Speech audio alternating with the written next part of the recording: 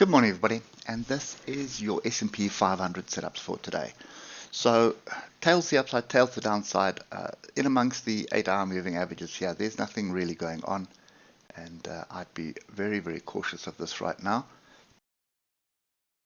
What I do want to do is just get this zone in place, because that was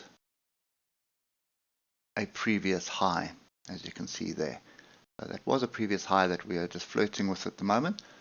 So just keep those levels in. They are quite important. And you can see how we tried to defend it, and we are now trying to reject that zone. So this pin bar, next pin bar, that's just confusion. There's nothing there that tells me I need to get excited about price. Now have a look at the moving averages here on the 3-hour. They're all flat and prices right on them. That's not something that you want to be trading. So you want them either pointing down or pointing up, giving you the opportunity to get a trade going. So 3-hour, there's nothing. 1 hour, there's even less. Great moving averages, oscillators flattening out as well. We're waiting for something, that's for sure. And yesterday there was a bit of big down, big up, and then eventually big down, and then sort of fizzling out again. So I am right now not in the market, and I don't think I want to be on the DAX just yet. I want to see us recapture this zone of 18,639, 18,609. 18,600 is essentially what we need to get back above and recapture, and we're kind of just hovering there at the moment, just below it. So 18,600 is kind of the current high of today. So nothing really I can add into that. Even the 50-minute moving averages are flat. So we are ranging.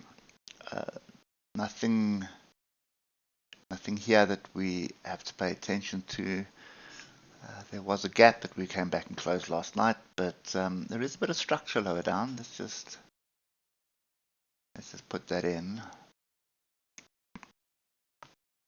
Didn't really test it quite nicely yesterday, so possibly back down to 18,546 before trying to do something. But until these moving averages are crossed over and pointing up, we are not long, and if they're going to fall, then there's going to be a little bit more that I need out of it to convince me to be short. But I need them crossed over and pointing to the downside, among some other level breaks on the 8-hour. But for me at the moment, this is still a flag, strong move up flag.